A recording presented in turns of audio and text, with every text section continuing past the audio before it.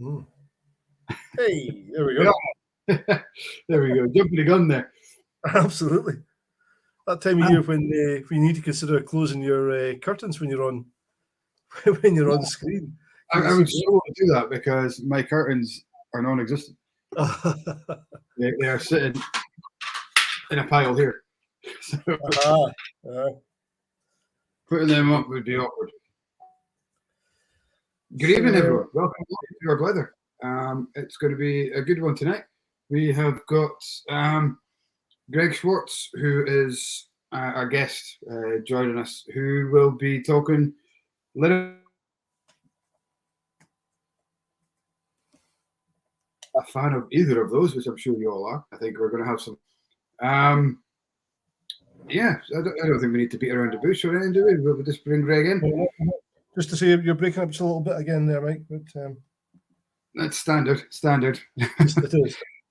Good evening, Phil. You're in there quick again. Good stuff.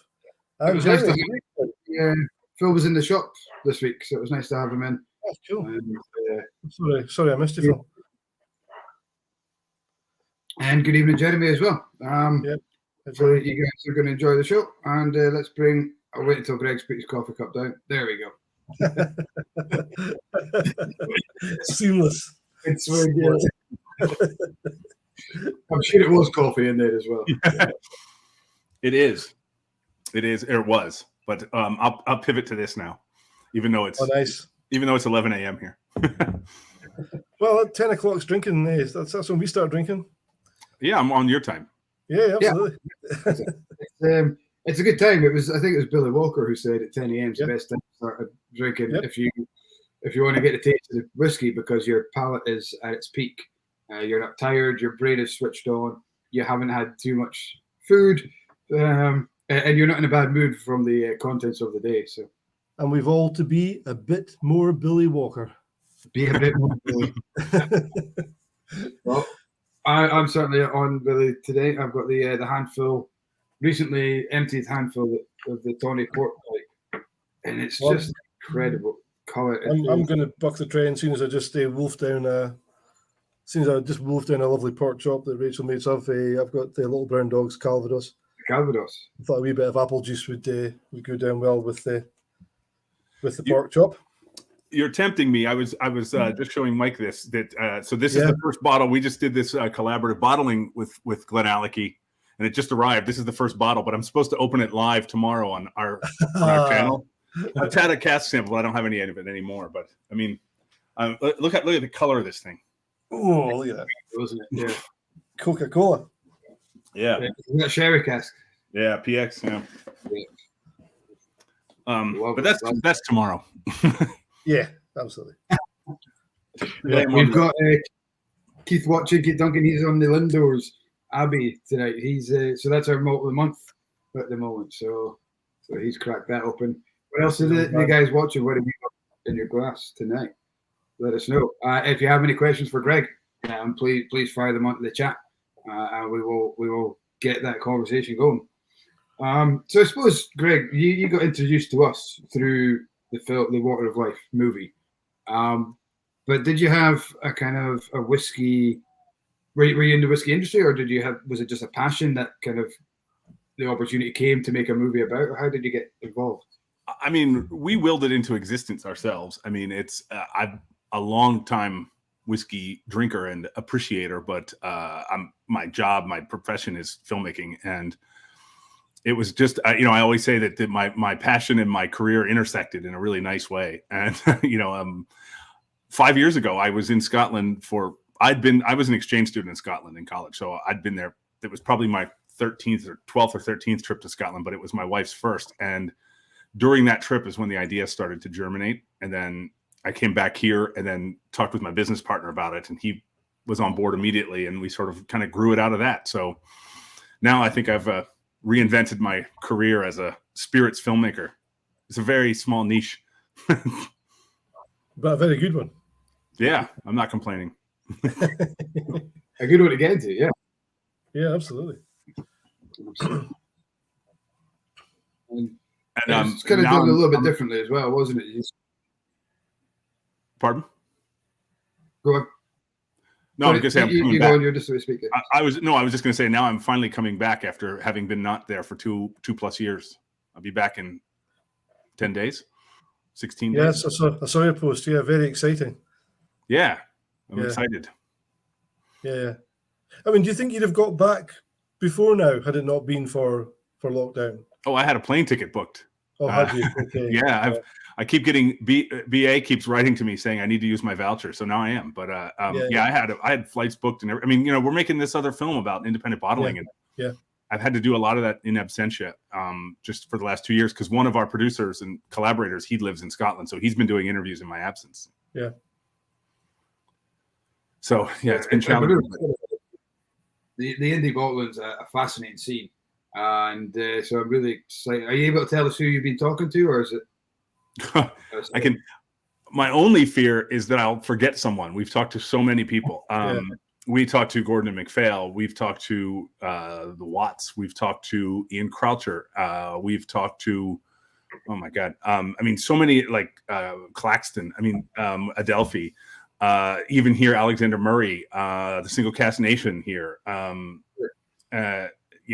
Some of the bottlers that are not Scotland based, but are bottlers of Scotch whiskey, because most people there, you guys may, because you're professionals, but most people here or there don't even know what Alexander Murray is. And it's definitely the biggest independent bottler in the US because they do white label stuff for Costco, so it's like, but they also do their own, lines of bottling line and stuff. And also, Impex and, we've done stuff with, Impex now has their own bottling line, but they also are the importer for Glenallachie. And, so, I mean, it's been crazy. And Guy has been doing, we've lined up, but not yet spoken to Compass Box.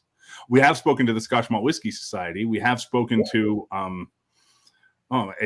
we've kind of, to be honest with you, we've struck out trying to get interviews with Signatory. So if anyone's watching this who has access to Signatory, we would,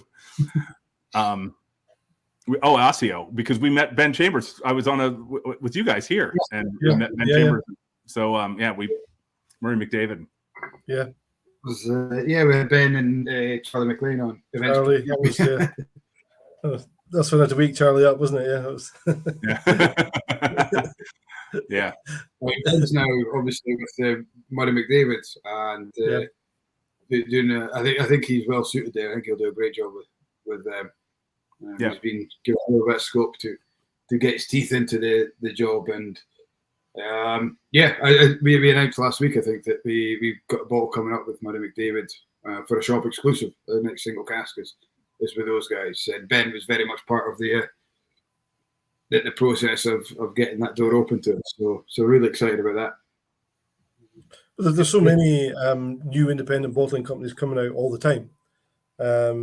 Because you mentioned some of the kind of more established ones there, certainly mentioned, but you've got people, Alistair Walker with his infrequent flyers, and then Jack and Dana with Uncharted that we were just talking to a couple of weeks ago, kind of new stuff, and it's just it's brilliant, the stuff that these guys are producing. But I'm in complete awe of the smaller ones and the challenges to get started, really, especially right now. I mean, we like just this bottle I was just talking about, this Glenallachie bottle. I mean, we've been waiting for this for 6 months, and just the idea, just moving whiskey around the world right now is so complicated. Yeah, I can imagine. Try to get these guys who are doing like maybe 3 or 4 casks. Yeah, must be a nightmare for them. Mm-hmm. Yeah, absolutely. And I mean, and some of the Watts and we spoke to Alistair Walker. I think I didn't I meet him on something here with you guys as well? I think so. Yeah. It's obviously big places like Gordon and MacPhail or something, they have like a supply chain in place, and that kind of, those things are a bit easier, I imagine, to run, but some of the smaller ones, it's got to be a nightmare. It's got to be a work of labor of love. Yeah, absolutely. And I was actually taken aback that what I didn't realize is sometimes you are buying casks as an indie. You're buying casks from a broker, based on what you think's in there, because you're not given any samples. So you know what the whiskey is, you know what the cask is, and that's about it. You've no idea about how it's maturing. And I just think, wow, that is some leap of faith to take, to kind of take that cask and then examine it for yourself. But then once you've done that, I guess you've got full control, and I suppose that's the lovely thing about it. You can then process it in any way you want. So, yeah. I think to me it comes down to trust. Like you have to trust, and some of the independent bottlers have told us as much, is that it's all about trust with the customer and them. That I may not know brand, this brand or that brand, but I know these guys and I trust them.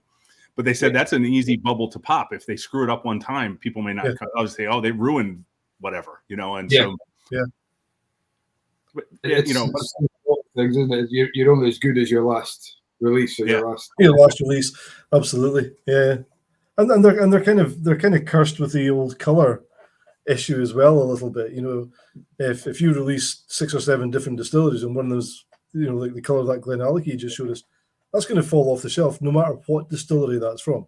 Right. There's a couple of Tuninics on the go just now that are really dark from a couple of different companies, and I'm pretty sure most people that have bought it have probably never bought a Tuninic before, and maybe I'll never buy a Tuninic again, because it is quite a challenging. It's quite a challenging whiskey to drink. It's nice, but it's challenging. But just that color sells it, Whereas Absolutely. if it was clear, then or straw color, they wouldn't. It wouldn't sell so quickly.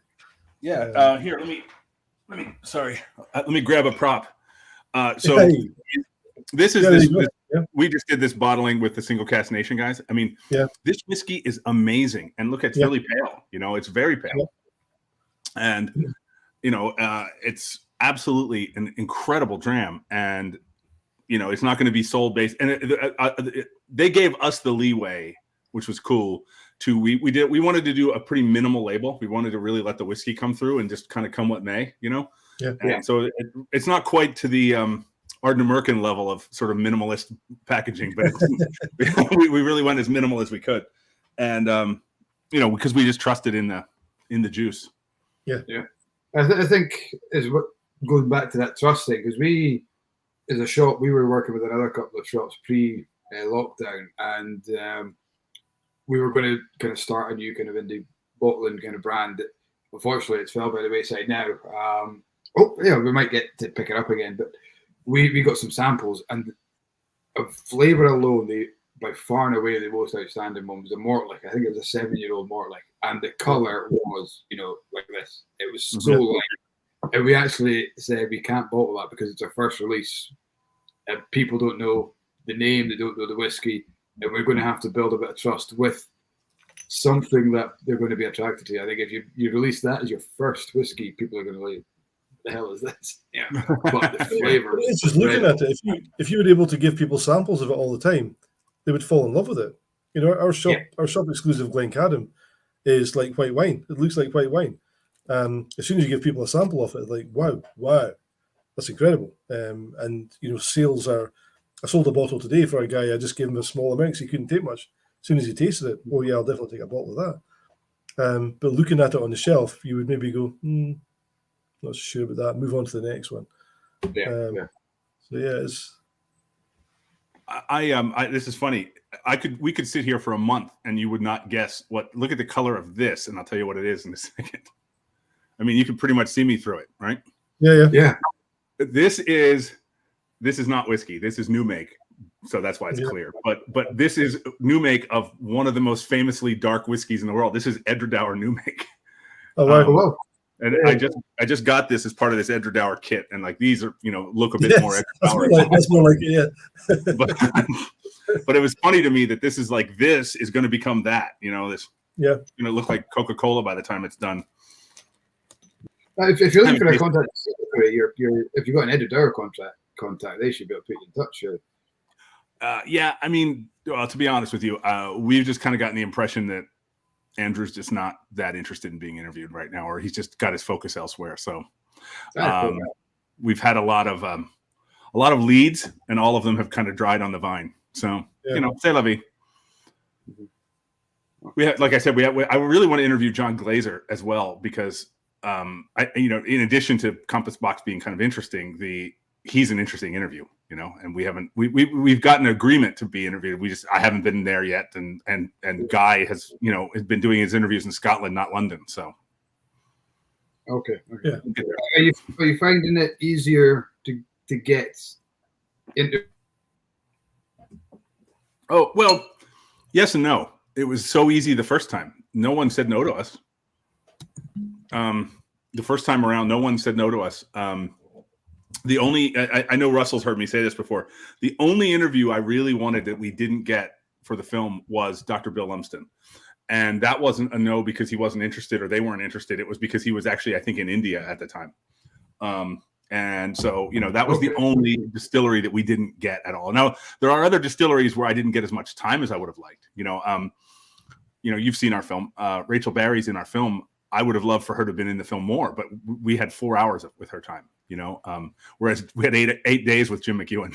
So it was, the availability factored into it. She's busy. He's retired, Yeah. It's it almost became the Jim McEwen show in a little bit, which is no way a bad thing. He's some guy with some stories, and we've been lucky enough to host a couple of tastings with him, and it's incredible what he's to start literally the shop floor of the cooperage as a young lad in Cup. Pretty incredible story. So yeah, always to when I see the Water of Life, remembering the time that when I was in Ireland, we got a tasting with Jim and how charismatic he was. Even at, I'm not sure how old he is now, kind of mid-70s, late 70s possibly. But almost in all what he done. These guys are fantastic, and they provide such a link back to the historical side of the industry. They started working when dramming was still a thing. When as a young lad you were given the cleric at the start of the day. So you've got that link from them. But I guess as they retire, and quite rightly so, they've done their hard work. They deserve their retirement. We're kind of in a position just now, I think, where we need to be building new stories. And I like the fact that there's so many young guys and ladies on the go just now that are going to be the new chapter. And it's going to be very different to the old one. I think it's a different world now. It's still a great world, but it's a very different world to the haphazard, crazy kind of place that these guys grew up in back in the day, where, whiskey dinners lasted all day. And, that was the job of a lot of the reps, was basically to be out drinking all day and eating. There's a whole lot of different responsibilities now, apart from the fact you can't drink and drive anymore and all these kind of things. That wouldn't have been even thought of back in the day. And health and safety and all these kind of things that are much tighter now. So I think it's fantastic that these guys have told us that story. I'm really excited about what it's going to look like as we move forward as well with the younger folk. Sure, yeah. The Kelsey's at Balvenie and Kelsey's at Balvenie. Yeah, and the likes, Yeah, and even like Adam Hannett at Brooklotti, I think that there's a, he will happily tell you that he so many younger distillers now have like degrees in chemistry and stuff, and he doesn't. Yeah. He has followed the sort of the bootstrap ethos of Jim, from tour guide to master distiller, It's interesting, and it's at the end of the day, if the whiskey is good, it doesn't matter how they get there, Oh yeah, exactly. And it's good, and as Russell said, there's so many new people coming through with their own stories to tell. Whether it's science, the geeky university stories, or as Adam's done, kind of from the floor up. I mean, imagine learning it under the tutelage of somebody like David Stewart or Billy or Jim. Oh God, yeah, I know.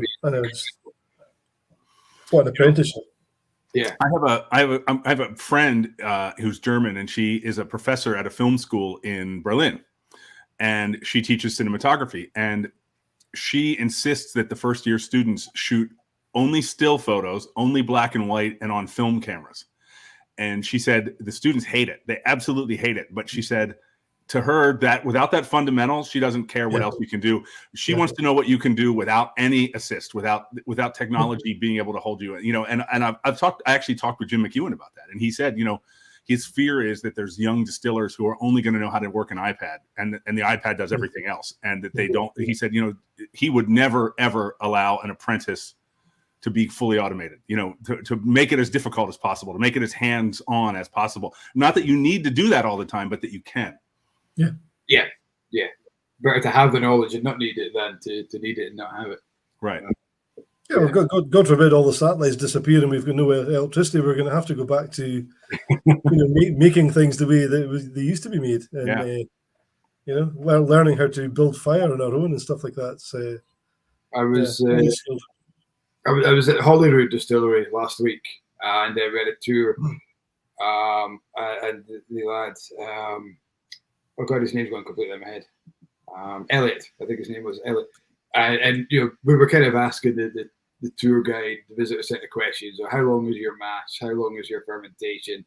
And he's like, yeah, well, sometimes it's 70 hours, sometimes it's 2 weeks, sometimes, and it was such an open kind of approach to it. And they're just playing just now. They're said they have a 2 week fermentation going on just now, and it's just like, yeah, we'll see what happens. And it's such an interesting way of looking at it, because you're normally, routine and repetition is the key for most, but to see these new guys coming along and they're just playing with it and having fun with it, but at the end of the day, they're getting a good product. So I think we're coming into an exciting time. You probably know, before we made the film, I worked at the Glasgow distillery for a week. Liam invited me to come work there for a week, and every day I did a different job. And one of the things that they told me that was, I just love this story, and they don't tell this story as much. Maybe they don't like it, but their fermentation time used to be, I think it was 48 hours, and they extended it to 72 because what happened was they got nominated, they went to some party early on, and everybody was so hungover the next day, no one came in, and they all thought someone else was going to handle it, and so the wash fermented for an extra 24 hours, and they liked it better. And so they completely changed the entire protocol because of this, happy accident. You know what? I love those stories in whiskey. Stewart Buchanan. I don't know if you've met Stewart from online, but not in person. Yeah. When we had the chat, Stewart told us a couple of stories when we had the chat on the Blether. It must have been about a year ago now, just about his whole transition into the industry and living on the Isle of Mull, where he grew up. But his position in the industry started off, I can't remember what it was he was doing but it was a very kind of lowly job he was doing in Tobermory Distillery. But one of the more senior workers tipped a whole load of new make into the harbour by mistake, and therefore got his marching orders. He got the sack, and Stewart just happened to get his job, which was more senior, and that kind of set him off on the career path that he was in. So, so there's those kind of lucky mistakes that kind of, create. Imagine if he'd never got that job, we'd have never had Stewart in the industry to be in his company and listen. Not so lucky for the other guy. Well, yeah. Well, he was obviously a klutz of some kind. Let me ask you a question, because I'll be curious. I don't know how famous this person is out of the U.S., but do you know who Lou Gehrig was? Lou Gehrig. Lou Gehrig. Gehrig? Musician? No. No. Lou Gehrig was one of the most famous baseball players of all time. Okay.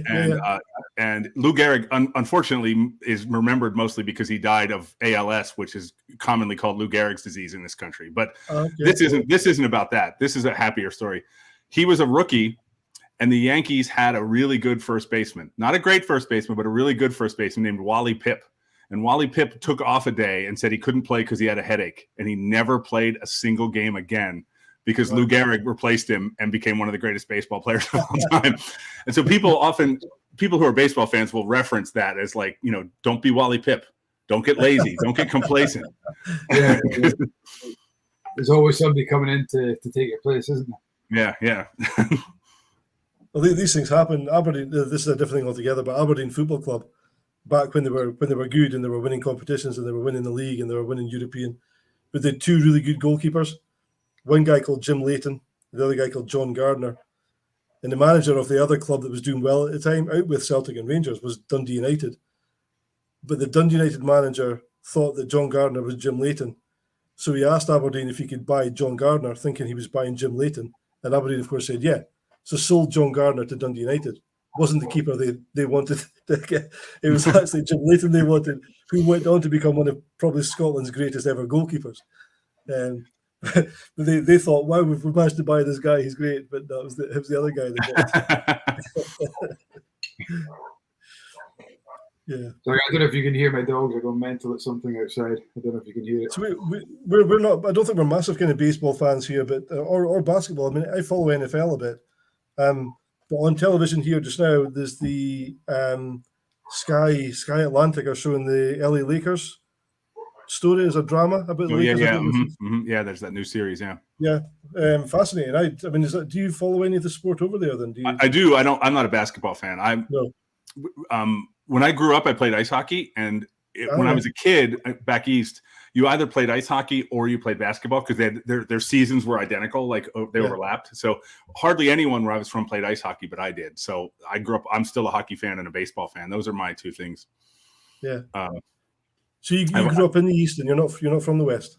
No, I'm from Pennsylvania. I'm from Amish country, like Pennsylvania Dutch country. That's where I grew up. Yeah. Yeah. But I've lived here for more than 20 years now. So I don't know when you become a Californian. I think it's legally it's when you get your driver's license, but I don't know when you feel like one. Yeah. So you have to apply for a driving license in different states then? Yeah. Mm-hmm. And you're technically only allowed to have a license in one state at a time. You're supposed to surrender in other states if you have it. During the pandemic, I had 2 licenses because I'm from Pennsylvania and they automatically started renewing licenses just because they didn't want people coming in. So they sent me one. So for a while I had 2 licenses through no fault of my own. I probably shouldn't say that publicly on the internet. It wasn't me. I didn't. No, this is just a joke that you said. Yeah, absolutely. So who would be your hockey team? Would that be the Penguins? No, it should be, but it's I know my hockey team is the Boston Bruins. Oh, okay. Yeah. And my baseball team is the Boston Red Sox. I'm not from Massachusetts, but I grew up. My dad was a fan of the Bruins and the Red Sox, and so I kind of became one. And I always tell people that I was a Red Sox fan when it was a terrible thing to be, not when it was. Now it's easy. Now that they're the best team of the last 20 years, but when I grew up, they were heartbreaking. They were it was Liverpool, right? I mean, that movie Fever Pitch the book is based on Liverpool, but when they made the movie here in America, they just changed it to the Red Sox because the same thing was true. And now the same guy owns both teams, right? John Henry owns Liverpool and owns the Red Sox as well. Owns the Red Sox. Yeah, he seems to be able to break curses. Yeah, absolutely. Yeah. But when it comes to Scotland, I'm a Partick Thistle supporter. Good. That's the right thing to do. I lived in Glasgow. I learned in Glasgow. I wasn't going to have a horse in that race. So I was like, oh, and then I knew I'm a big Billy Connolly fan. So I was like, oh, Partick Thistle nil. Yeah, I was going to say that. You know that one. Yeah, everybody. He says I'm calling Partick Thistle FC because everybody thinks they're called Partick Thistle nil. That's right. Yeah. There's a Partick Thistle legend, a guy called Chick Charnley was. And I remember one story he told at speaking to dinner. He says the referee was kind of giving everything against him, and he said to the referee, he says, if I call you a wanker, you'll send me off, won't you? And the rest says, yeah. He goes, well, but if I think you're a wanker, you can't send me off. And the rest like, well, not really. And Chick Charlie says, well, I think you're a wanker.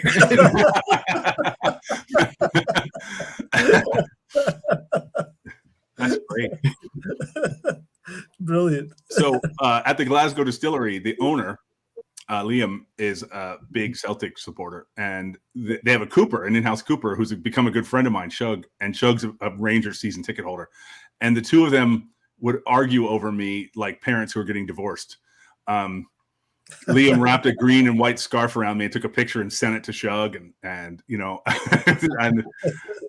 so it got ugly. So I told them, I was like, nope, Partick Thistle all the way. Absolutely.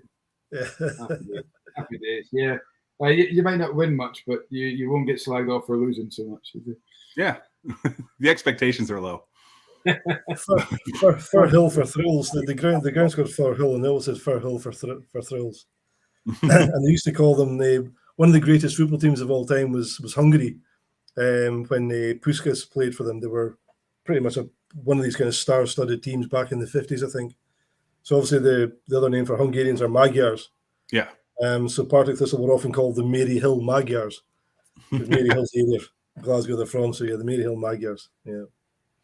Isn't Mary Hill where the inspiration for Craig Lang? That's what Shug told me anyway. Okay. Or for Still Game, like that's where isn't that where they shot Still Game? Oh yeah, yes, yeah. That's right. Yeah, absolutely. Yeah.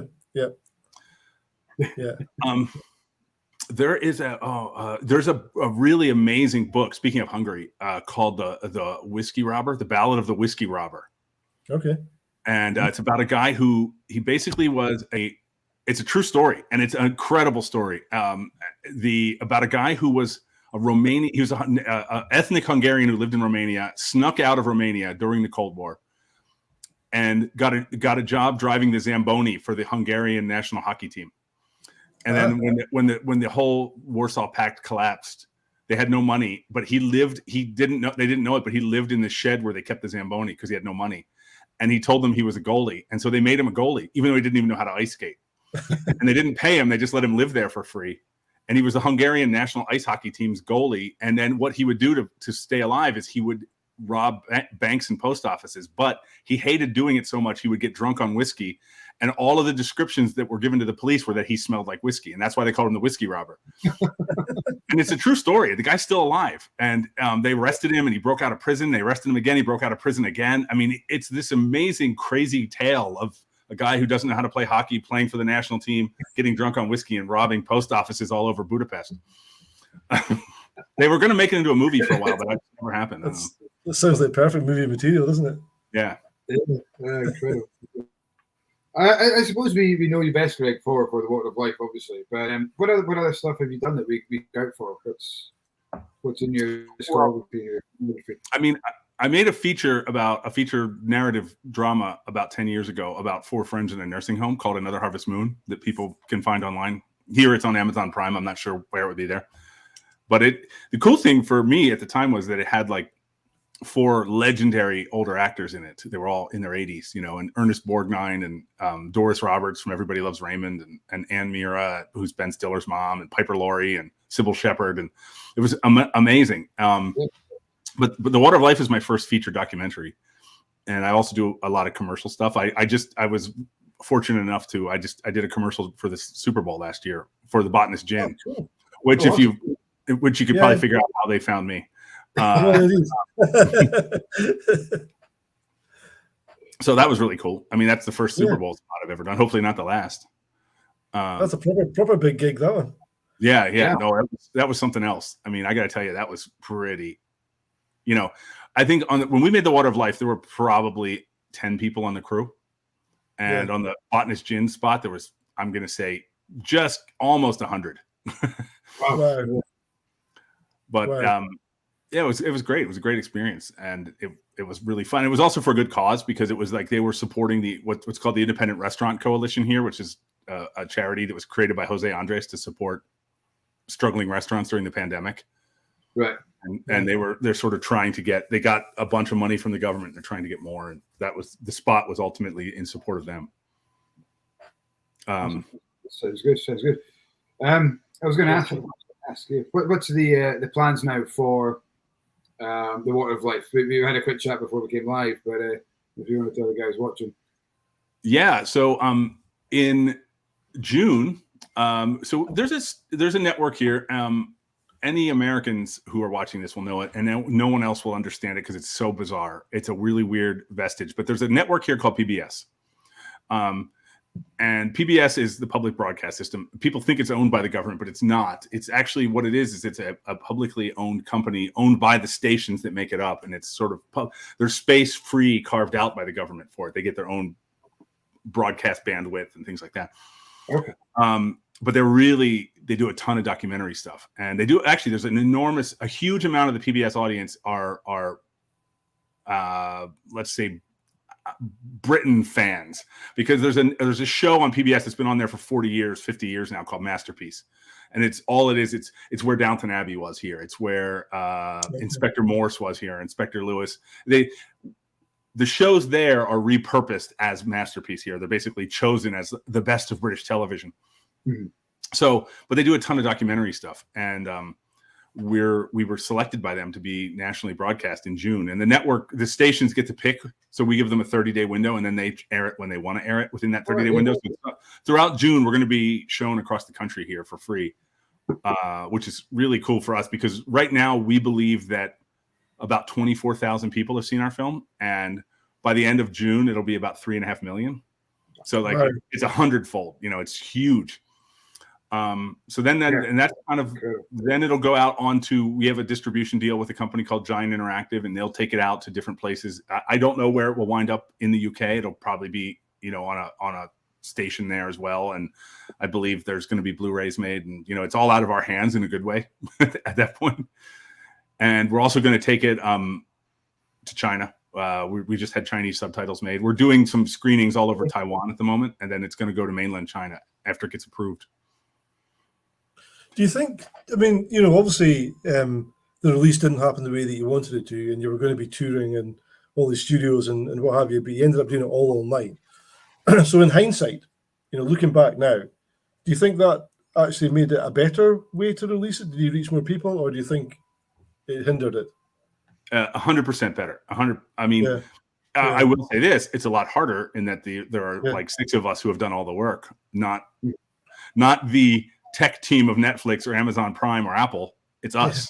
It's been hard, but oh my God, it's been amazing. I mean, we had a consultant who was advising us throughout the whole process, who specializes in documentary distribution, and he has been so pleased with how we've done that he has invited Trevor, our producer, to appear with him on panels and stuff about reinventing the way documentaries are distributed. I mean, it's been amazing. So we didn't, once the first film festival we got into the Seattle Film Festival on a Monday. The Seattle Film Festival got canceled because of COVID on the Tuesday. And that was so quick. The turnaround was we were so excited and so devastated that we were like, okay, this isn't going to go away overnight. We have to, rethink this. And that's when we got Peter, the consultant, and Peter has a great track record for filmmaking. Peter, wow. I mean, the short thing of Peter is Peter Broderick discovered Christopher Nolan. I mean, he's got a great filmmaking track record, and he sort of advised us about doing this ourselves, and then our idea was to not so much focus on the film world, but focus on the whiskey world, and which is what we've done. Yeah, and done very, very well as well. So actually, it's Keith was saying he thinks he's online. He said he thinks he's seen it more times than you have. I saw that. Yeah, Keith. I think Keith has maybe seen it 15 or 20 times. He can maybe comment here. I'm going to say, Keith, I've seen it about 400. I'll be honest with you. I'm very proud of it, and I don't ever need to see it again. That just comes part and parcel with being a director, watching every little thing over and over and over again. And, especially it's extra challenging with comedies, because whatever you found funny at the beginning is no longer funny to you. And then you start to think, is this funny at all? Yeah. Oh, I can imagine. Yeah. When you know the punchline, it's not quite the same. I was going to say, how was the cutting room floor for Water of Life? Was there a lot of things there that you maybe look back and thought, I wish I'd put it in, or it was pretty brutal. Because we knew we needed to be under 90 minutes. A lot of documentary slots on cable channels around the world, satellite channels, whatever, are 90 minutes or even 1 hour. And a lot of people had asked us if we could cut it down to an hour, and we just said no. It wasn't designed to be, so we can't. Yeah. But we did get it under 90 minutes. And I'll be honest, the main thing is that meant removing an entire segment about Springbank, which kind of hurt, because I'm a huge fan. I respect what they are and how they go about what they do. And, just not just the ethos, but the uniqueness, and so I really hated doing it, but our editor has made an extended cut with me. It's 10 minutes longer, and we don't even know where that's going to wind up, but we do have a 10-minute longer cut that has Springbank's put back in. And then there's a little segment about Glenfarclas that's back in that I also really love. Okay. There's a great anecdote that we learned at Glenfarclas that I love this, and you have no idea how much it hurts just to say this even today that we had to take it out. But there's a photo of the production staff at Glenfarclas from 1895, and I forget what the number is now, 17 people in the photo. To this day, there are 17 people in production at Glenfarclas. Like, they just don't change, and Springbank's kind of the same way. They're like, well, we don't. Some of the ups and downs of the industry, they don't affect us because we just ignore them. We just do what we do. That's why how they survived. The crash was just continue doing what they're doing. So they knew, they had the foresight to know that whiskey was going to come back around, and they needed to be ready for it. While everyone else was scrambling around trying to get casks ready, they were there just straight back into the popular stuff. I've been very lucky to be down at Springbank and do their school for a week. And prior to that, I didn't know too much about them, but I absolutely love it now. It's a shame that they've kind of been caught up in this whole kind of flipping and you know, because it's not by design, as you say. They kind of do what they do, and they're very good at it. But they're also of that ethos is we're not going to up production because it can of the knock-on effects, and they have to change things. It's like it is what it is. So David Allen, the head of sales there, David Allen, he told us this is one of the lines we had to cut from the film, but it was great. He said, my job title is the head of sales, but it really should be the head of telling you why you can't have as much allotment as you would like. Yeah.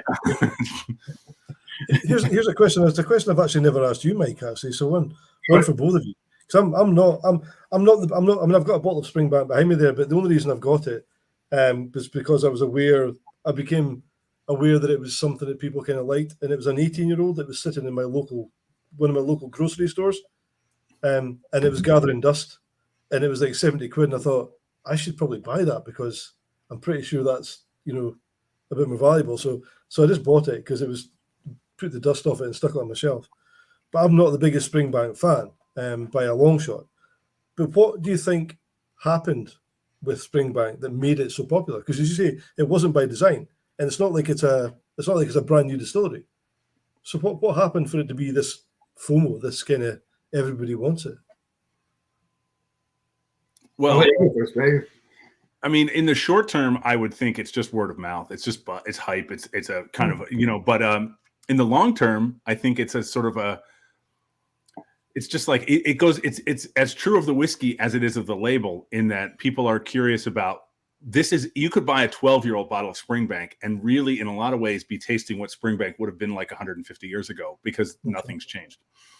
And I think it's an affordable, theoretically, if you're not talking about flipping and all that stuff, it's a relatively affordable way to taste the ancient past, to a forgotten past, because you don't have to get a 50-year-old Springbank to know what it used to be like. It is what it used to be like, you know. And to me, I mean, personally, the other thing I like about Springbank is I like some of those saline, that salty notes. I just like that. My palate likes that. Yeah. I think as well that what they do with the Springbank School, they basically breed their own ambassadors. So you go to school and I think they do maybe 6 weeks. And say it's 8 people per week, or 6 people per week. You've got 36 guys going out there, spreading the love, and word of mouth grows.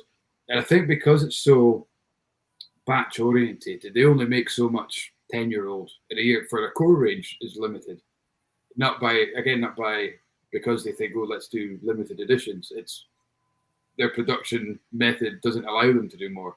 So once it's gone, it's gone. So when a batch comes out, the people who love it are like, I need to get 3 or 4 bottles because it has to last me until the next batch, because I know I'm not going to. It's not like a Glenfiddich or a Glenfarclas or something that you just go in that supermarket any day of the week and pick up. So the guys who love it for the taste are buying it to drink it. This fervor kind of builds, and then so your local barleys are now. You know, not only do you have these guys who really like it, I think on that, might be this whole idea that people can't afford or can't get their hands on something like Macallan. What else is out there that has that really rich color or dark color or is very limited and unique? And Springbank happened to be there and affordable, so they've moved on to that. Just I certainly think in the core range thing, they have this great, a big fan base that love it, and they know that it's not going to be around forever, so they buy kind of 3-4 bottles at a time to last them a year. I mean, for sure, I totally get it with the long row red in particular. I love a peated whiskey that's say been finished in a red wine cask. I just think it's exquisite. But it's my chances of ever tasting one of those, I think, in the future is probably less than 0, let alone buying a bottle. It's one of these things that you just. We have one upstairs in the shop open. I wonder. I'll need to buy a dram. I'll let you smell it for food. If I work an extra 2 or 3 hours, I'll get to smell it. Off my wine cask, I just poured myself a dram of a Bordeaux red wine barrel, a thrice. Thrusk, yeah. What a dram! I still think this is up there in my top 5 drams of the year so far. It's ridiculously good. But Mossburn, another indie bottler that I didn't know too much about until earlier on or later on last year. Yeah, the Torrevieja. When they launched, we kind of made inquiries as to how to get it, and they're owned by the Mossburn distillers, and they said, "Well, come on board if you buy some Mossburn, we'll sell you some Torrevieja." So, and the stuff they've got is incredible. I don't know if they're a group that you worked with, Greg, or if you've spoken to. Torrevieja. I mean, I know I have some Torrevieja, but I mean, they weren't even or Mossburn. No, I mean, we know them a bit. We've talked to them a little bit and stuff, but it was not when we were making the film. It wasn't, we didn't focus too much on time on the bottlers and stuff, and Torrevieja wasn't even available yet. But I quite like Torrevieja, the 2 I've had so far. Yeah, and quite exciting stuff going ahead.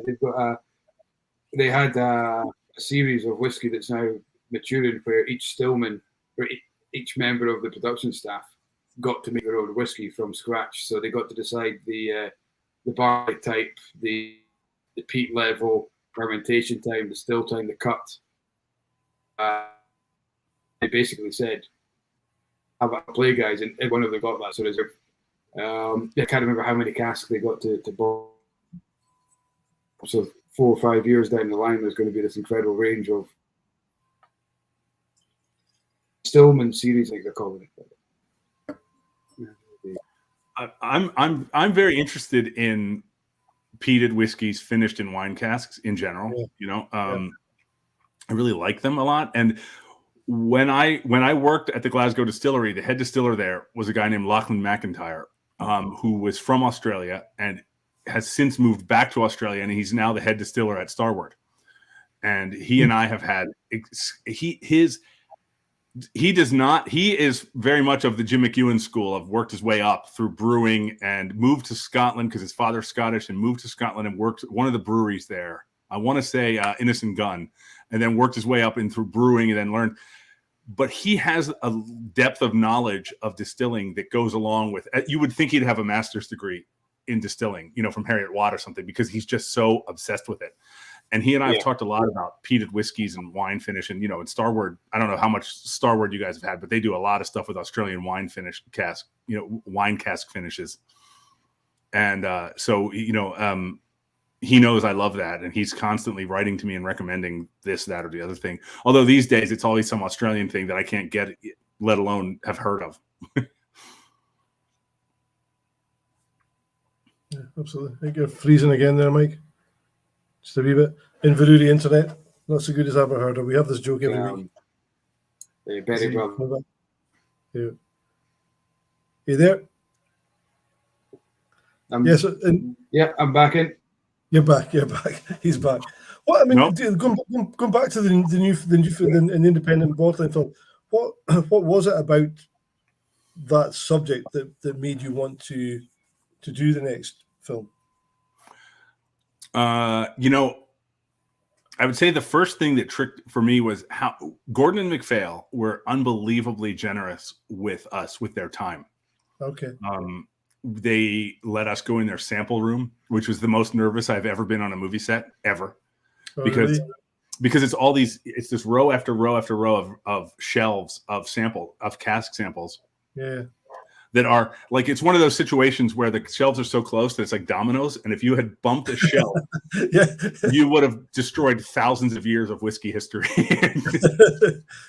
We made the crew not wear, a lot of camera crew will wear crew belts with a lot of gauges and accessory lens, viewfinders and things like that, filters and stuff on them. We made this crew take them off because we were like, you can't even knock over one bottle, let alone this nightmare scenario of knocking over everything. They let us film in there. And it was in there that I really became interested. And then we wound up not using enough of the Gordon and MacPhail footage in the film. We use a bunch. I mean, you've seen the film, and we definitely did a whole segment on Gordon and MacPhail. But the editor and I were sitting there watching it one day, and we were like, this is really good stuff. And I said, you know what? Most people, and I'm not talking about us, like by the way, this is a new term to me, but I was just called this the other day by a producer here at National Geographic. The three of us are what he called cork dorks. Cork dorks know what independent bottling is, but the regular grocery store buying bottled person has no idea what it is. And so I was like, and I've never even been able to come up with a really good example to explain it to someone. Like, it's the equivalent of X in the food industry. The closest I've ever gotten was Neil Ridley, who's in our film, said it's like bootleg records. Yeah. But then the funny thing is, I said that to, I think, Ian Croucher, and Ian said, what I do isn't illegal. Bootleg records are illegal. Okay, so it is. His point was, it's a different take on something you think you know. So I was like, so we decided let's make a little side film that would sort of stand alongside of this film that just explains what that is to people and how interesting it is and how it's a real creative driver in the industry. Now I knew our conversation would eventually come to a point where I had to. I lived in Glasgow for a year. As an American, I'm pretty okay at pronouncing Scottish town and place names. I have a real hard time between Inverary and Inverurie. And so we interviewed a guy at the Inverary whiskey shop when we were on our way back from Islay. And one of the things that he said was, some of the distilleries that are less prone to experimentation pay really close attention to independent bottlers, because they'll say, oh, this rum cask finish thing seems like it's going to become a thing. And then they'll hop on board, and they kind of use it as a sort of a test program, And I thought that was free research. Yeah. Research and development department. I always found that fascinating. And so, the pandemic that movie would be done 3 times over if it wasn't for the pandemic. It's just a matter of filling in the gaps, and we'll do that when I come there, in a few weeks. So hopefully by the end of this year, we'll have that film ready to go, and it won't be as long as The Water of Life. It'll probably be a broadcast, like a 48-minute film. That's the goal. But I think the time is probably right for me from certainly from my point of view, and I don't know if Mike will agree, but we've always focused on, and we've been very keen on independent bottlers, certainly since I've been in the shop. And I'm pretty sure Mike was keen on that before. So we like to showcase, we like to get involved with these guys, and we like to promote what they do. But from a customer point of view, it's not always been the easiest sell. We've definitely got a lot more guys on board now, lots and lots. Lady of the Glen, it was the award-winning independent bottler this year, 2022, yeah. So they won the Whisky Magazine Award this year. Best independent bottler. Yeah, sorry, the last year, this year, It was to 2022, yeah. They've been one of the ones that have been really instrumental in getting our customers on board, because their tastings are always amazing. Alistair with his infrequent flyers as well, absolutely fantastic.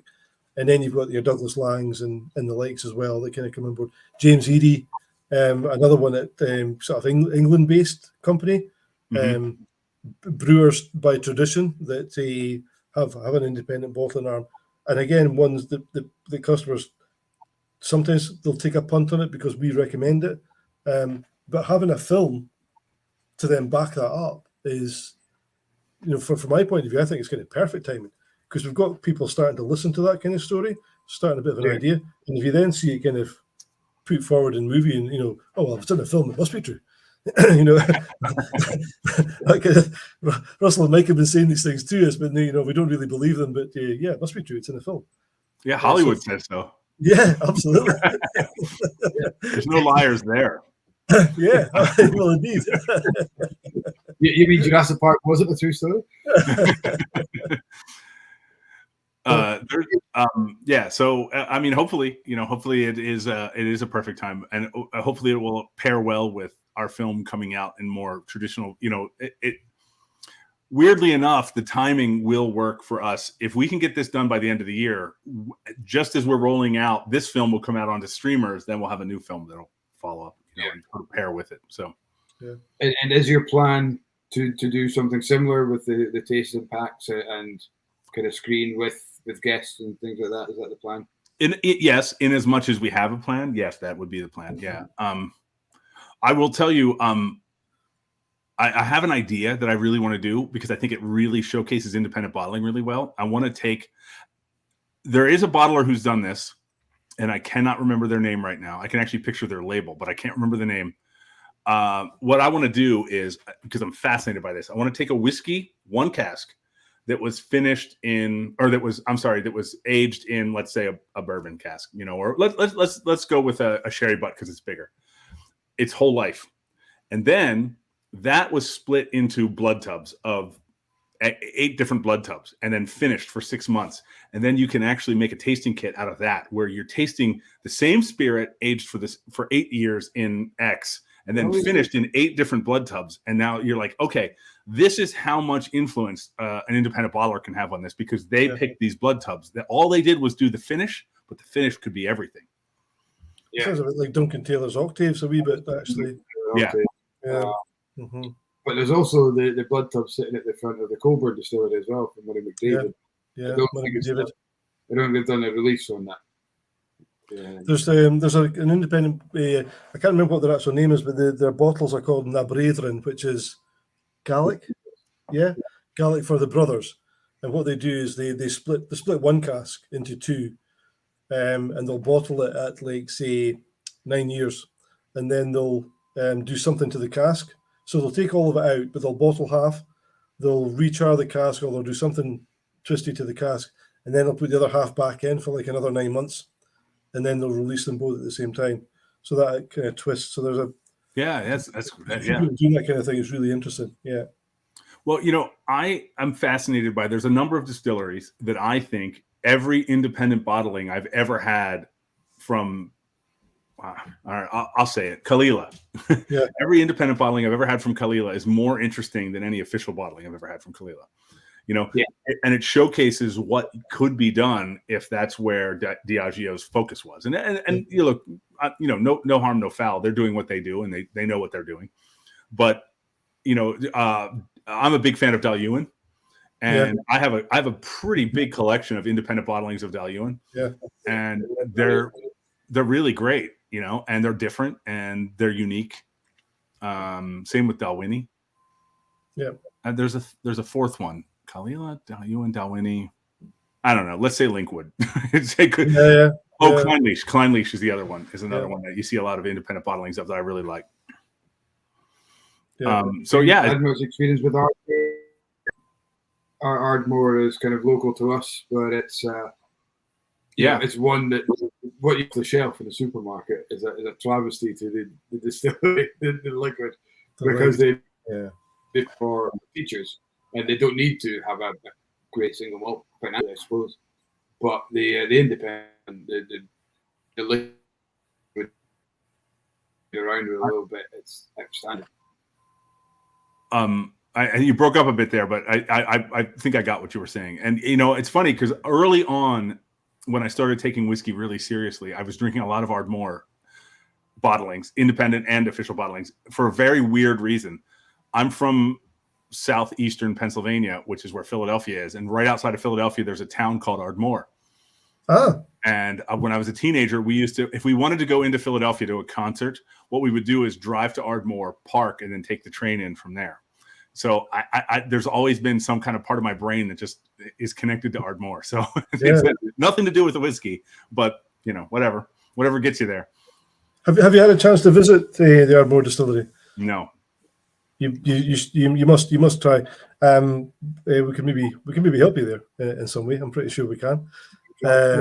It's fabulous. Just everything about it is absolutely gorgeous. The mash tun is straight out of the Victorian era. It's just stunning. Old fashioned. Kat Housley, Kat knows somebody who can help.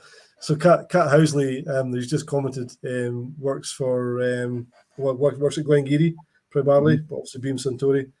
So Ardmore is part of the group. And when we used Glengarry and Ardmore for our academy, which we haven't actually spoken much to you about, in March, we had a tour of Glengarry we were fortunate to be one of the first ones to see the new malt floors at Glengarry, and they've just opened them up again. But we also got into Ardmore as well, which is ordinarily closed to visitors. So yeah, I'm sure we can sort out a visit to Ardmore for you. I would love to. There's a few places up your way I'd like to go to, including your shop. I've not been to Glenglassaugh, and I'd really like to. While we were shooting the film, we actually had a couple days where we kind of split into different teams to go. Well, if we didn't have any let's say I was doing an interview all day, I didn't need 3 camera operators for one interview. So we would send the other ones out to go film distilleries, just exteriors. That's where we went to Ben-Riach, because I was interviewing Rachel Barry in Edinburgh. But so they went to Ben-Riach, they went to Glenglassaugh, that kind of stuff. And so, that's that corner, Aberdeenshire, is the great unexplored part of Scotland for me. But I would really like to rectify that very, very much. I've been to Elgin, and that's about it as far as that sort of, that's as far east over from Inverness to Elgin and Forres, because Ben Romick and stuff, and that's about it. And, I'm going to be in Scotland I'm going to be on mainland Scotland from May 22 to 26, and then flying to Islay on 26 for the festival. Unfortunately, I won't have a car, so I'm just going to basically be Glasgow based. But I believe it or not, knowing I was talking to you guys today, I was researching yesterday. I was like, how long would it take me to get there without a car? Unfortunately, it would take me a long time. You can get to Inverurie direct by train, because you just have a change in Aberdeen. So yeah, but I think we think Aberdeenshire is great. So I think we'd prefer you came here for a bit longer, and we could see if we can get some temps to run the shop while we look after you for a week. Well, my plan is I'm hoping to be in Germany the first week of August filming something. And if that's the case, while I'm over that way, I will come back then. I'm very interested in possibly making a film about the history of German beer, which, there's nice. in the Kulmbach region of it's northern Bavaria, Oberfranken.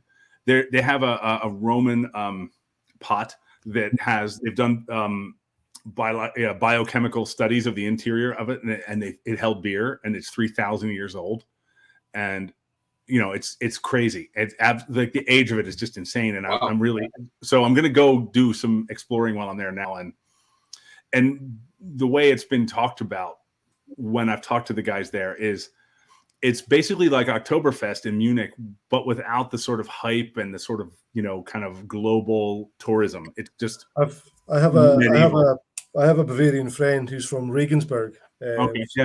So not that far, and he has said to me, I've been over there, but he said when you come over for Oktoberfest, we're going absolutely nowhere near Munich. Right. I'll take you to the small villages and we'll go to the proper stuff. But the Weiss beer from, oh my God, is easily the best beer I've ever tasted. It is incredible. Well, early when we were talking here early on, you mentioned about dramming. About Jim McEwen and working at an age, So one of the stories they told me in this part of Germany was they said that for centuries, the way the beer was delivered throughout, say, Kulmbach, was a guy with a horse-drawn wagon would deliver the kegs of beer to the different bars and restaurants. But they said that the unspoken part of that was he would stop in each one and deliver them their keg, and then he would have a pint with them. They would tap the keg, and he would have a pint with them. And over the course of the day, he would have like 25 pints of beer. And then they said once that switched from horse-drawn to cars, it became really dangerous and irresponsible. But what happened was the brewery lost its personal connection because they all knew the guy. They knew Horst, the guy who was going to come by and drink his 30th pint of the day with you. And they lost that connection, and I'm fascinated by those kinds of stories. That what this technology cost us. It's like Friar Tuck. Yeah, exactly.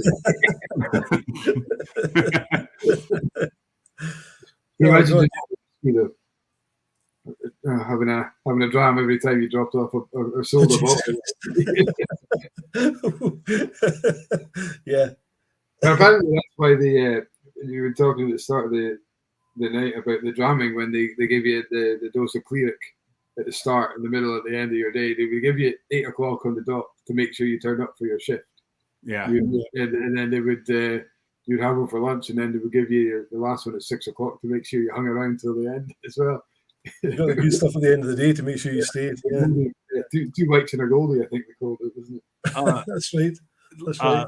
Lachlan, who I talked about earlier, when I worked at the Glasgow Distillery, he gave me a thing he called the Flying Scotsman, which I'd never heard of before, and even Jim McEwen had never heard of before. But what it was 1/2 wort and 1/2 new make, hot, and it was supposedly a good hangover cure. You drank it first thing in the morning, and it would just. It's like, oh, so you're just basically making yourself drunk again. Yeah. That's why the hangover's gone. It's not that it's not there. You just don't care. That's right. Absolutely. He may have invented it for all I know, but he swore. That's a fair hit. Yeah. I saw someone wrote in the chat there that beer is undistilled whiskey. I've seen there's two. This is why I'm interested in the things I'm interested in creatively for next films and stuff. I've seen, people ever since I was a kid, people would always say beer is just liquid bread. Which was all because Pennsylvania is a big beer culture in America, big beer culture. And people would always joke, oh, don't worry about it. Beer's not drinking. It's just liquid bread. And then, Dave Broom made that film, The Amber Light. I don't know if you guys have seen it yet. They were literally shooting the exact same time we were shooting, but it's about whiskey's cultural role in Scotland. And so it's a very interesting film. It's about whiskey's influence on poetry and literature and music and movies. Yep. And the first line of the movie is whiskey is basically boiled beer. So I've connected those two in my mind, which is beer is liquid bread, whiskey is boiled beer. And so there's a nice connective linear, whiskey boiled bread. Yeah. It's just bread. Yeah, literally. Yes, it's Thursday morning, but this is just liquid bread. Yeah, absolutely. Yeah.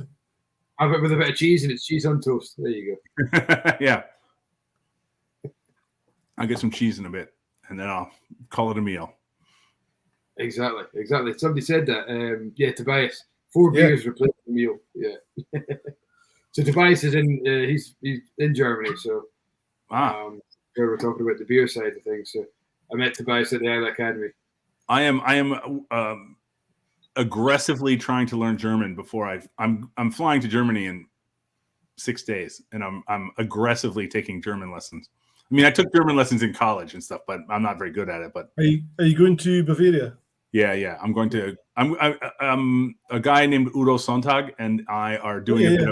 We're doing 6 different events around southern Germany. The biggest one is the biggest city. We're gonna be right outside of Stuttgart and Frankfurt, and we're doing Ritter Sport, the German chocolate. We're doing a whiskey tasting, peated whiskeys and dark chocolates, which I'm very excited about. Lovely. Yeah. I think when you say you're learning German aggressively, I think it has to be because it's quite an aggressive sounding language. As long as I don't have to talk more about than things about like whether or not where the train station is and whether or not the cheese is delicious, I'm good. I'm solid. Yeah, when you say, what is it? Ich liebe dich is something that I love you or something. Ich liebe dich, yeah. Yeah, you're shouting it. Yeah. I love you. Yeah, good. It sounds like you've got a lot planned. It's going to be good fun. Have you been to Germany before, Greg? Yeah. This will be this will be the 4th time. I mean, twice with the movie already, and then this will be I went with Jim McEwen to Germany, and there's a quick scene in the film where you see Jim doing a toast in a very medieval looking room, and he says, "Oh shit, Octomore, man." That's right. That was in the castle in Schloss Turnau in Turnau outside of Nuremberg. I would have to say I've not been to too many countries. I've been to a handful, but Germany's the one where I felt probably the most at home. From a Scottish point of view, I think the cultures kind of match pretty well. So yeah, you can see why Germans are such huge fans of Scotch as well. Hopefully we're going to go to Norway in November or in the fall anyway. and do some. The Aurora spirits. Bifrost on the northern. It's the northern coast of Norway. It's 600 miles north of the Arctic Circle, and I cannot wait. Yeah. I explored going on this trip, and Torpeter, the guy who's the owner of the distillery, he said, "Look, you can come here if you want. You're more than welcome. But I'm going to tell you, May is the worst month to come here. It's light all the time, and there's mosquitoes everywhere." I was like, "Okay, November it is." Yeah, absolutely. Dark all the time, drinking whiskey and watching the aurora. Yeah, I've never seen the aurora. Yeah, we get it here.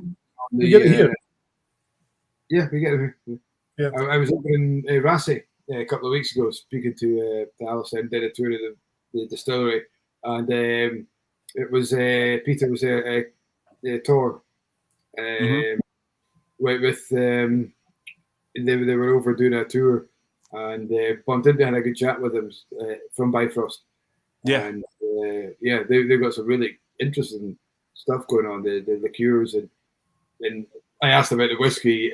Basically, they told me the whiskey sells out as soon as it goes. Yeah. Right. It goes online. It's but are they the northernmost distillery now in the world, right? They say they're the northernmost in the world. Yeah, it must be if they're up there, they must be. I mean, what's going to be farther north? No, unless Santa's making. He's not as far north as that. Really interesting stuff. Yeah. What's the northernmost distillery in Scotland? Highland Park. It's on the mainland. It would be Wolfburn. Oh yeah. I've been to Wolfburn. Yeah, I did in terms of islands, it would be Highland Park. I guess. I don't know which is farther north, Highland Park or Scapa. I don't know. I think Highland Park's about 100 yards. Yeah, further north. But there's also Shetland Reel has whiskey resting, and they're on the Shetland island of Unst, which is the northernmost inhabited island in Scotland, I think. They don't make it.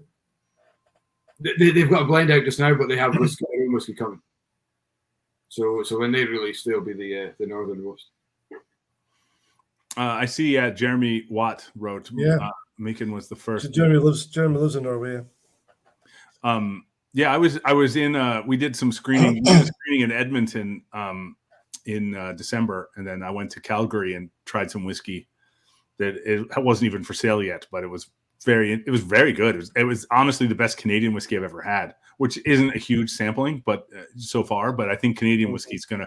I think a few years from now, there's going to be a lot of discussion about Canadian whiskey, because I think, how right now you feel like there's a lot of creative things going on in Ireland. Like I think Scotland was first. Ireland is kind of coming into its own right now. A lot of world whiskeys as well. And I think that Canadian whiskeys, there's a lot of whiskey resting that's going to be pretty interesting stuff. Yeah. I was on a course last week with, I can't remember his last name, a chap called AJ. Is one of the whiskey ambassadors in Canada. He took over a Canadian peated whiskey. And I was very impressed with it. It was really, really good. So hopefully it's the start of the trend. Beer Brothers, I think it's called Beer Brothers. Mm-hmm. Well, there's a really interesting malting. It's a farm that became sort of malting house as well. They malt their own barley for brewers and distillers, called Red Shed in Edmonton, in Red Deer, Alberta. And we went there, we did a tour, and they gave us a bunch of beer that they made, and they gave us whiskey that they made. And it was, they're very sort of terroir focused. And then while I was there, I went to the restroom, and in the restroom was a magazine called Canadian Farming Monthly, and they were on the cover of it. And I came out and I said, "You guys are on the magazine in the bathroom." And he said, "Yeah, no, we're farm famous." We're not famous, but in the world of Canadian farming, we're Elvis Presley. This is really funny. So we need to touch on this because ordinarily during chats and certainly during tastings, we always say there's no place for football or sport and politics. However, we've touched on sport already, and we got away with it, and it was all nice and friendly. But from a political point of view, there was a member of Parliament, of the Westminster Parliament, that was caught or seen or observed to be watching pornography during Oh yeah, I saw that. during the session, and his excuse was he was trying to look up tractors, and it came up with so farm porn has become a whole new genre. But you know, Mike will know, and everybody here will know. But I'm already into farm porn because proper farm porn. The chemist along the street here, the top shelf is all farming magazines. I think it's fantastic. Tractors Weekly and Sheep Gazette and all that kind of stuff. So yeah, farming's farm porn's quite funny. So yeah, it's amazing the niche. Whether it's pornography or just regular stuff, it doesn't matter. The niches you can find nowadays are. My wife's best friend lives in New York, and she's Irish. Her family's Irish. And I don't mean Irish American. I mean Irish. And her husband's from Tipperary and grew up on a farm there. And then when I was hanging out, he's a great guy, and I've known him for years. And when we were hanging out last summer, he's like, "Oh, this guy's the funniest guy in Irish farming YouTube." I was like, that's a very specific group. Yeah. It's like Irish farming YouTube comedy. I was like, how many are there? I like the sound of that. But talking about Ireland, and trying to get back to point, and you mentioned terroir. Obviously, you met Mark Rainier when you were doing the film and spent a bit of time with him. So. Well, yeah, absolutely. What's your take on it? Because I had a big conversation with the guy in the shop again today. Sold him a bottle of Bannow Island. We watched the video. The farmer on Bannow Island, who I think is absolutely fantastic. I love the guy in Bannow Island, and I love that whiskey as well. What's your take on the terroir conversation? I mean, here's the thing. I absolutely buy into it 100%. And my experience with it for buying into to terroir is much more on the Bruichladdich side of things, in that I will drink the different Octomores. And, we interviewed James Brown a lot for the film. I mean, he's in the film a little bit, but we interviewed him a lot more than that. And, every year, the 0.3 Octomore is his farm. And the 0.3 Octomores are so distinct. They're undeniable. I really wish, I know Mark, the guys at Waterford were subjected to market forces and stuff like that, because I know they did that first release and they were like, oh, single farm. But then bit by bit, it came out that the wood program was different for each one. So it's like, well, why did you, once you enter a second variable into the equation, you're not losing the argument, but you're surrendering the high ground, and there's always going to be doubt. And so I don't, I wish they hadn't done that. I do think, though, that everyone says the Waterford you've tasted so far is the worst Waterford you're ever going to taste. It's only going to get better. It's only going to, and I like it. I was drinking it last night, actually. I quite like it a lot. And, but I'm really intrigued by what they're doing. And I love the restlessness of Mark's imagination and creativity. I imagine he would probably be quite hard to work for. But there would be no dull days. Right, absolutely. I can imagine coming in one day and saying, "This is what we're going to do. Go and do it," and you'd be like, "But we've been doing this." He's like, "No, let's do this." I like that. I love that. Just let's do this. Let's do that. Yeah. Do you guys have you come across a young guy named Fraser Matthews? Works for Bruichladdich. I think I want to say he's like the distillery ambassador. Like he's like the head tour guy, basically. Yeah. Really great guy, young guy. And I believe he's somehow distantly related to Jim McEwen. I think he's like his third cousin or something like that. But he tells a really funny story about how he was a tour guide and how he stopped being a tour guide. This will bring our conversation full circle. He said he came in one day and Jim McEwen, this is when he still was, before he retired, and Jim came up to him and said, "What size shoes do you wear?" And he said, 10. And he said, "Okay." And he left and he came back with a pair of boots. He said, "Here, put these on." And he said, "Okay, why?" And he said, "Because you're mashing in today." And he said, I have a tour in a half an hour. He's like, "You're not a tour guide anymore. You're mashing in. You need to wear steel-toed boots." And he said, "What?" And he said, "This is your chance." He's like, I'm going to start teaching you stuff now. So you're mashing in. So put these on." And he's like, "That's literally how I stopped being a tour guide." It was just sort of like one day I showed up for work and he's like, "Find someone else to lead your tour." So he said he had to go find someone else and they led the tour and then he started working. Amazing. Love it. Absolutely love it. That's fantastic. You've got to take that chance while you can, don't you? Because that's where the opportunity is. Yeah. Yeah. He's also just popped in there. He's saying that they also did some different cut points for each distillery, which, for the sense of quality, but it's another variable there that takes away from that terroir argument. And I had that conversation exactly the same as you put it there with a lot of customers. Is if they, as soon as you put it into casks, you water down the argument, because every cask you can't guarantee that cask is going to produce.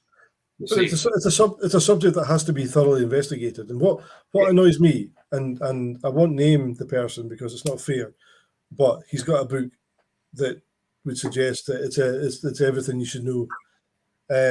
But his take on terroir is literally it doesn't exist.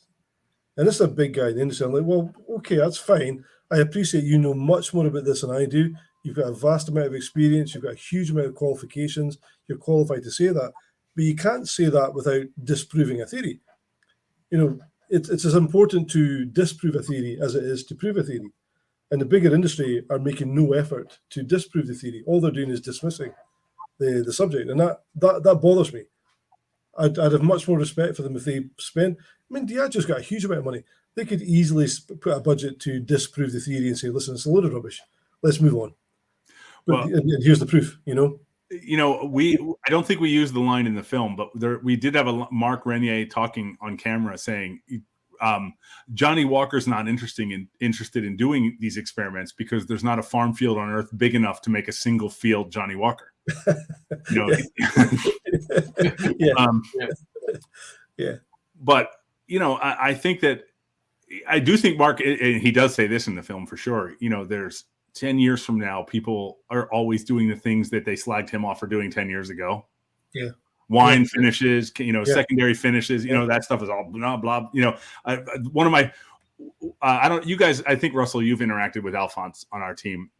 Alphonse is restlessly creative, and he's always coming up with ideas for T-shirts that he wants us to sell. And one of the T-shirts is the line from the film where Mark says, Chateau Wagga Wagga. He said, now everyone's this was finished in Chateau Wagga Wagga. And he made a T-shirt. It looks like this French Chateau label that says Chateau Wagga Wagga. I'd like him to make one. Can I come in and see your distillery with a no, fuck off. Oh yeah. That's quite like that. For tour guides. Well, one of on our team, on our film, it's a throwaway line in the movie, but it's great, where Mark says, not every day is a Chateau Lafite day. And we constantly say that to each other internally. Like the other day, our editor was trying to export something. It was a 60-hour long export for 4K, and it failed at like 53 hours. And he wrote to me, and I wrote back, hey, Rob, not every day is a Chateau Lafite day. Brilliant. I love it. Yeah. No, I'm with Alphonse. Yeah, for sure. Chateau Wagga Wagga. You have to do it. I mean, I showed you earlier on, but this is. Have you seen the new Billy Walker, the new Glenallachie T-shirt? Have you seen this? We don't. I see the top. We don't pursue absolute consistency. We pursue absolute perfection. Oh, that's awesome. And what's funny? That's really great. I'll tell you why that's great. I'm talking about this German beer thing. And I literally said yesterday to this woman at one of the breweries in Germany, I said, American brewers in the last 20 years have become obsessed with innovation, and German brewers are obsessed with perfection. They don't want to make some new style of beer. I was drinking an American beer the other day that was like a key lime, sea salt, hazy IPA with a double dry hopping finish.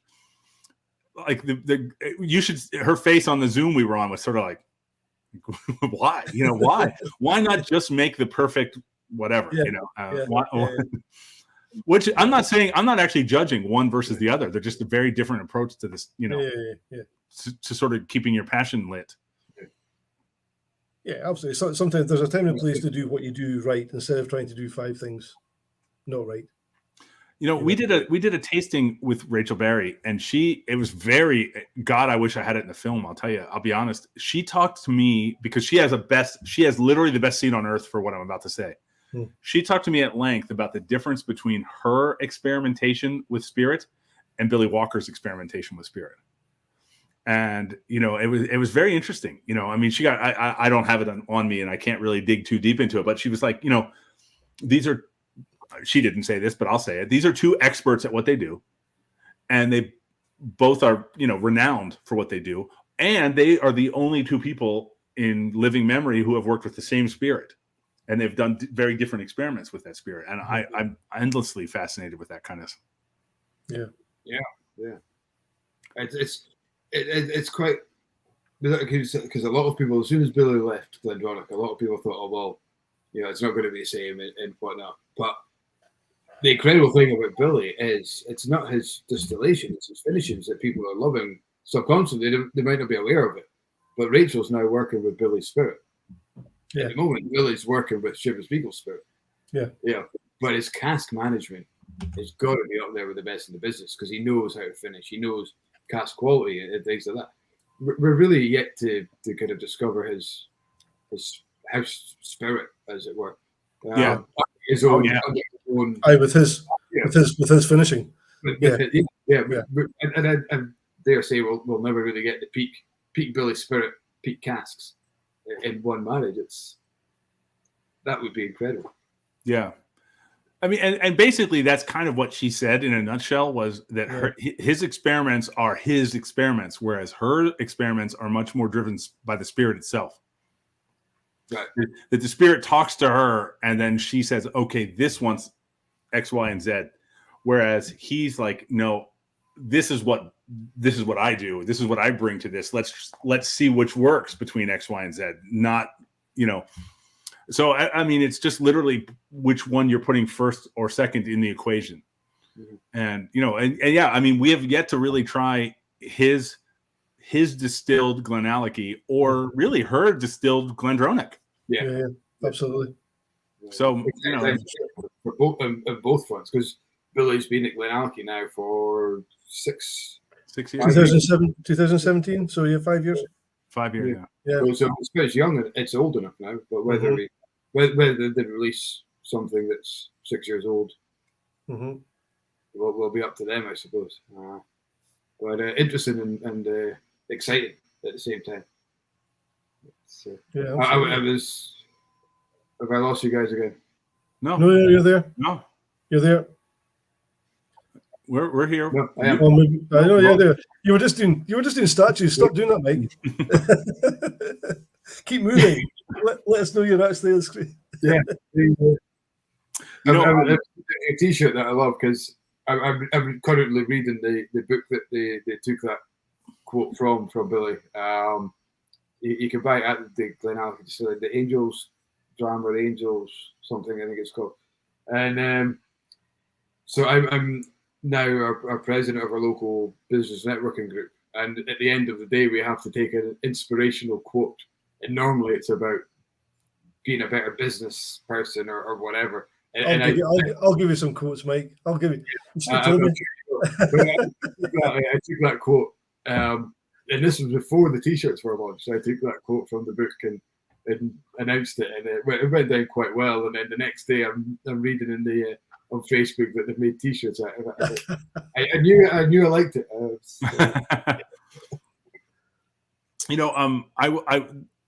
There's two things I wanted to say. One was on a comment here, and one was on, we were talking about Waterford, one of the single farm releases for Waterford, the biodynamic one, was from a farmer named John McDonnell, which is my father-in-law's name. Same spelling, same everything. Okay. And I'm Trevor, my producing partner and good friend, his mother's Irish. He's an Irish citizen, actually. He was born and raised in Toronto, but he is an Irish citizen as well as a U.S. citizen and a Canadian citizen. But I told him, I said, I tell everybody the story that this new single farm from Waterford, it has the same name as my father-in-law, and nobody seems to be as excited about it as I am. And Trevor said, maybe you need to be a little less excited about the fact that there's a farmer in Ireland named John McDonnell. He's like, there might be a bunch. I was like, well, it's unique to me. Even my father-in-law himself, I told him, I was like, oh, yeah, right, exactly. I told my father-in-law, and he sort of was like, yeah. There are things, but I'm with you, Greg. There are things in life to get excited about that maybe nobody else understands. Yeah. We had a conversation with, and Mike knows where I'm going here, with Ian McAllister from Glen Scotia. And Ian's a great friend of ours. We've had him on chats a couple of times. But and I can't remember if this was on camera or not, and the guys will remind me if it was on camera. I'm pretty sure I've mentioned it before. But he got talking one day. Now, Campbellton's a peninsula. You've got to go there and you've got to come back. You don't pass by Campbellton. You've got to specifically go there. But he spoke about talking to one of the telecoms, one of the telephone engineers, who was repairing the lines after a certain storm on one of the telegraph poles. And this telegraph pole, the engineer reckoned, was probably the oldest telegraph pole in Scotland. Now, Ian got absolutely fascinated by that. And I could see Mike rolling his eyes and thinking, God almighty, why are you getting excited about a telegraph pole? But I completely bought into it. I'm like, wow, actually, I need to start going and dating some of the telegraph poles where I live. So I need to know, is that the oldest telegraph pole, or is it up here? Apparently the oldest one is actually not on site anymore. It's in Orkney in a museum or something. But sometimes you have to get excited about stuff like that, you know. Now I've got a new reason to go to Orkney. Yeah, absolutely. You know, so after I lived in Glasgow, I lived in Dublin for a year, and I worked as a bouncer for a company that hired out bouncers to nightclubs. Right. So I worked every Friday, Saturday, Sunday, and then I was off the rest of the day. And so I would hitchhike all over Ireland. Yeah. This is in the 90s. And so, you know, Ireland was very different than it is now. There were no motorways, you know. And my best friend in Ireland is a barley farmer in Kinsale in West Cork. And so I would hitchhike down to him all the time. And I remember at the time he had 10 phone numbers. And they were consecutive phone numbers. It was 772-284, 772-285, 86, 87, and on and on. And I asked him, I said, why do you have 10 phone numbers? And he said, we were one of the last parts of Ireland to get telephone lines. And the assumption at the time, and this was in the 70s, I think, was that people would have individual phone numbers. So they gave every farm 10 phone numbers. So his landline was 10 different numbers you could call that would all ring on his phone. And now he doesn't even have a landline. Now he just has a mobile phone. So he does have an individual phone number, but I don't know whatever became of those phone numbers. But I was always fascinated by that. This idea that some engineer at some telecom engineer was like, oh, this farm's going to need 10 numbers. You know, this farm's big enough, it's going to need 12 or 8 or whatever. But, you know, I've always been fascinated by that. I've never forgotten it. Well, these things are important. I mean, Keith's saying he's concerned we're going to be heading into telegraph pole porn. but no, these things are hugely important. Absolutely. And the history, you know, if that was the oldest telegraph pole that was ever installed in Scotland, you know, think about the guy that actually installed it, you know, and I mean,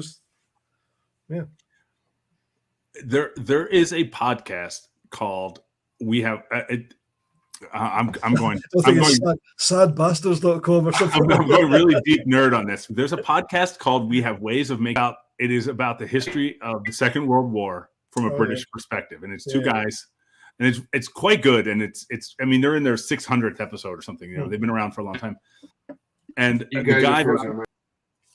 the guy who I'm working with on the independent bottling film, Guy Satchwell, Guy has introduced me to it, and he turned me on to this one. It was really fascinating about different things that Britain did from the east coast of Scotland all the way down to Kent and to Portsmouth and stuff all around the coast in preparation for an invasion of Britain. And it was absolutely fascinating. There was like kids who were trained with secret tennis balls that you would put a message in a tennis ball and put in a tree stump, and it would roll down an underground chute into an underground telegraph units. And you know, I was absolutely riveted by it. And there was one of the ones that just caught my fancy because it was actually delightfully silly and interesting. Was a guy and a man who was an old man at the beginning of the Second World War, and he wanted to do his bit, but he was too old. But he was a master carpenter, and that they recruited him to go to Yorkshire and make wooden sheep. And the reason he would make wooden sheep is because because they would hide a munitions factory in the Yorkshire Dales and make the roof look like it was just part of the Dales. So they would cover it with earth, and then they would put wooden sheep on the top. And then after he was done making wooden sheep, his job was at night to go out and move the sheep so it looked like they had moved over. I was like, what an incredibly unique role to play. That's fantastic. I love it. Absolutely love it. Oh, man. So there you go, Keith. We're not talking about porn. We're talking about wooden sheep. We're on sheep now, which is a very dangerous subject for the northeast of Scotland. You know, I'll tell you something quick. Go ahead, Mike. Yeah, it was just the conversation just reminded me of another Billy Connolly quote where he says age is overrated, and I think he said something like, "Growing old is okay as long as you don't mature, because you have to retain the one and always retain the ability to be flabbergasted by something." And I think it's quite a nice rephrase there. It's one of the less sweary Billy Connolly quotes, but it's a nice way. Indeed. Near the end of our film, there's a number of I will happily say this, proudly say this, because I didn't shoot them, was beautiful drone shots of Jim McEwen on the cliffs on the west coast of Islay. Yeah. And the day that was the very first day of our shoot, and we were out there shooting. And if you look at those shots in the background, you see really steep hills covered with sheep. Yeah. And while they were setting up for that shot, I had just met Jim, maybe the day before. And I said to him, "Do the sheep ever fall into the sea?" And he looked over and he looked back and he said, "Well, I never thought about that, but now it's the only thing I'm going to think about for the rest of my life." He said, "Every time I hike out here, all I'm going to look for is if any sheep fall into the sea." And I have to imagine every now and then they do. You've given her obsessive worry.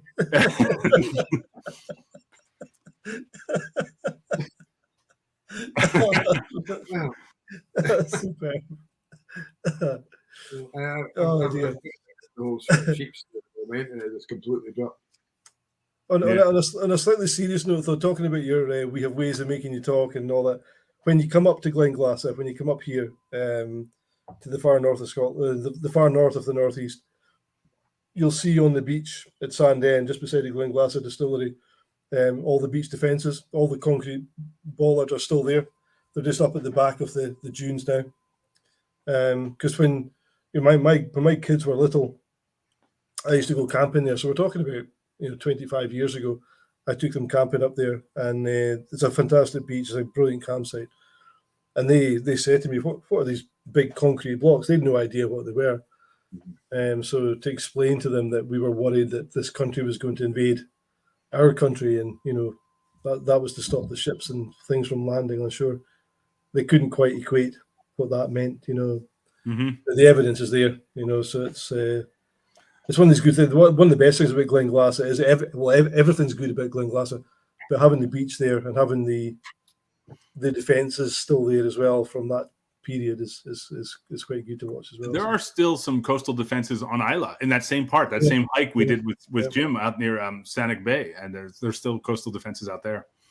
Yeah, that was to do with the they were worried that we were making nuclear bombs in Islay, weren't they? It was the weapons of mass destruction. Yeah. It's funny. I almost said this earlier when you were talking about Campbellton.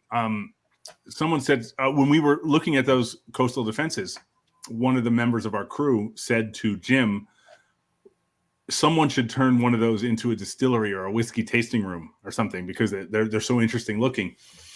And Jim said, "People always ask me if they should open a new distillery on Islay. And my feeling is, why would you do it on Islay when your competition is going to be the most successful, powerful whiskey companies on earth?" Yeah.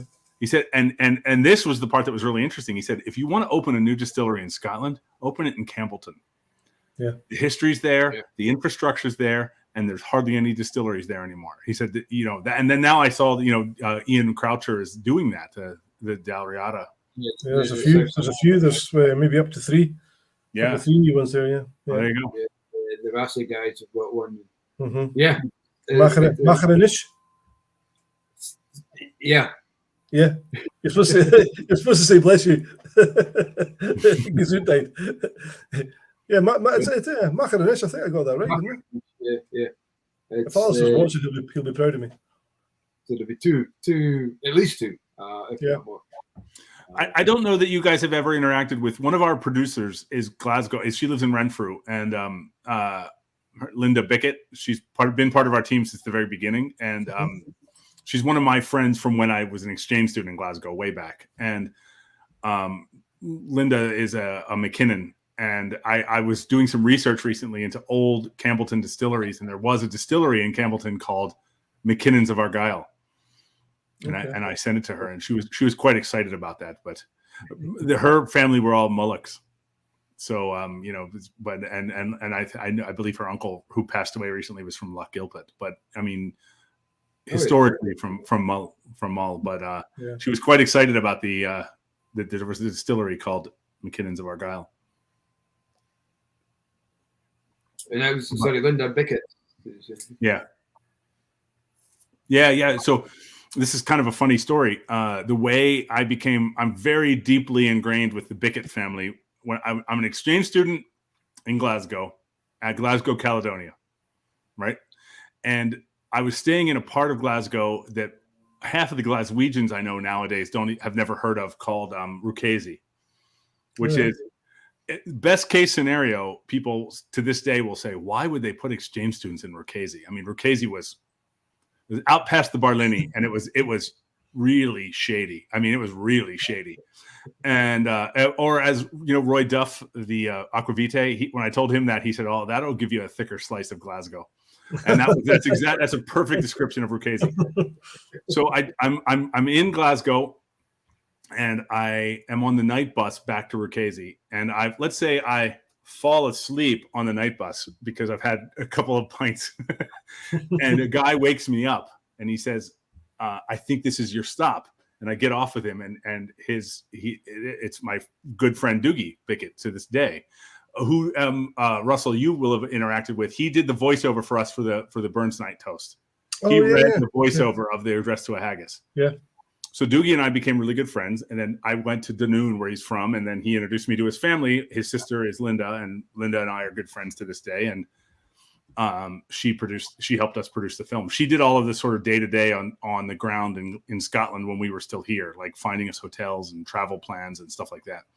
So she's a nurse, actually, by profession. She works at the Children's Hospital of Glasgow, but she was able to do a lot of the non-technical stuff for us. So anyway, that's how I became friends with the Bickett family, because I fell asleep on the night bus. And her brother kindly woke me up. Another chance encounter. Yeah. All fate. It's all fate. It's all meant to be, isn't it? Absolutely. Right.